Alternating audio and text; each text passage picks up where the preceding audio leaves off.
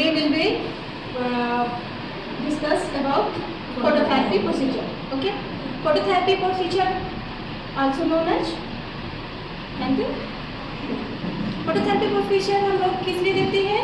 जब बच्चे में जॉन्डिस हो जाता है, ठीक है, या तो प्रीमेच्योर बेबी अगर बर्थ है, ठीक है, उसमें हम लोग फोटोथेरेपी परफॉर्म करते हैं. ओके, इसलिए हम लोग सेल्फ इंट्रोडक्शन देते हैं प्रोसीजर पे, ठीक है. देन उसके बाद हम लोग एक्सप्लेन प्रोसीजर विद फैमिली, जो भी उसके साथ फैमिली है बेबी के साथ, एंड परफॉर्म हैंड वॉशिंग, ठीक है, हैंड वॉशिंग हम लोग परफॉर्म करेंगे. देन इसके बाद हम लोग प्रिपेयर करेंगे आर्टिकल्स, ठीक है. तो हमें आर्टिकल्स क्या क्या चाहिए? सबसे पहले हमें फोटोथेरेपी मशीन चाहिए या हमें रेडियंट वार्नर पूरा चाहिए, ठीक है. तो अब क्या है, मॉडल टाइम पे फोटोथेरेपी प्लस और आपका रेडियंट वार्नर साथ पे आता है. तो हमारी ये क्या है, हमारी फोटोथेरेपी, ठीक है. देन इसके बाद हमें क्या चाहिए? आई शील्ड चाहिए. आई शील्ड इसलिए चाहिए कि बेबी की आई को हमें कवर करने के लिए, ठीक है. और हमें क्या चाहिए?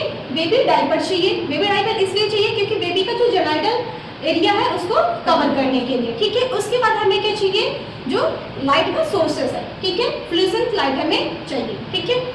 उसके बाद फिर क्या है कि हमें इंश्योर करना है कि हमारे पास जो भी आर्टिकल है वो कैसे है, क्या है, ठीक है. देन इसके बाद हमें फोटोथेरेपी मशीन को क्या करना है? देखना है कि उसमें कोई भी तरह की डस्ट तो नहीं है, क्लीन है या नहीं है, ठीक है. देन इसके बाद हमें क्या करना है? बेबी को रिसीव करना है, और रिसीव करने के बाद हमें देखना है कि जो बेबी है वो उसके बॉडी पे कोई ऑयल तो नहीं लगा है ना, किसी तरीके की कोई उसमें ऑइंटमेंट का तो अप्लाई नहीं हुआ है. या बेबी को हमें फिर क्या करेंगे? बेबी को हम लोग पूरा अनकवर करेंगे. देन इसके बाद हम बेबी को क्या करेंगे? डायपर वेयर करवाएंगे, डायपर पहनाएंगे. अब या फिर डायपर अवेलेबल नहीं है तो इसलिए हम लोग क्या करेंगे, ठीक है. ये क्या मैं ली हूँ? आई शील्ड, ठीक है. आई शील्ड इसलिए क्योंकि बेबी को आइस प्रोटेक्शन के लिए हम लोग आई शील्ड लगाएंगे. देन आई शील्ड मैंने क्या करी इस पर, ठीक है, आई शील्ड हम लोग लगा देंगे.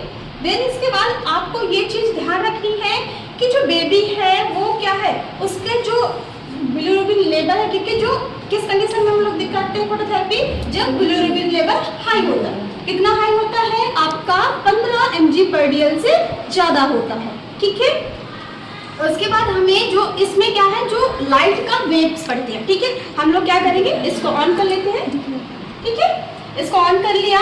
अब ये जो फ्लूसेंट लाइट इसमें पड़ रही है, इसका जो वेव का क्या है फोर्स आ रहा है इस पे, तो कितना आ रहा है आपका 420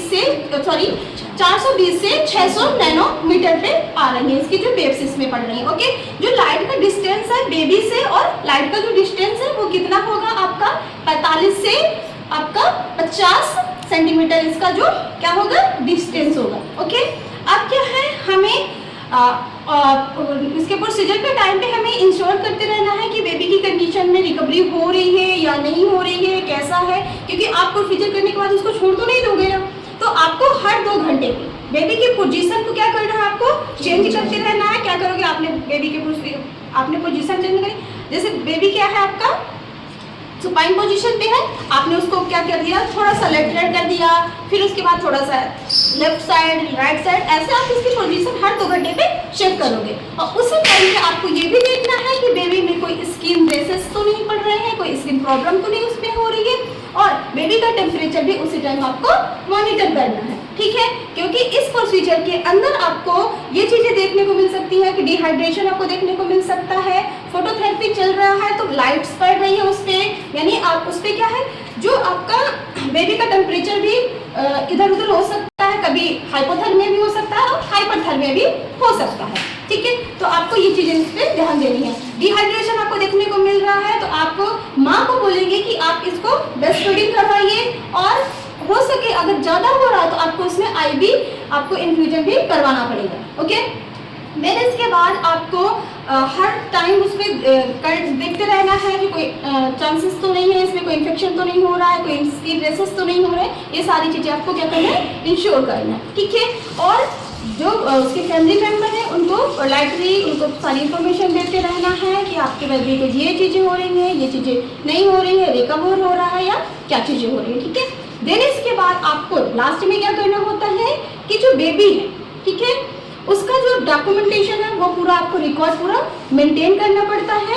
और लास्ट में ये प्रोसीजर एक से आपका फिनिश हो जाएगा। उसके बाद आपको हैंड वॉशिंग कर लेनी है और जो भी आर्टिकल आपने जहाँ से लिए थे उसको वहीं पर रिप्लेस कर देना है। Okay, thank you class.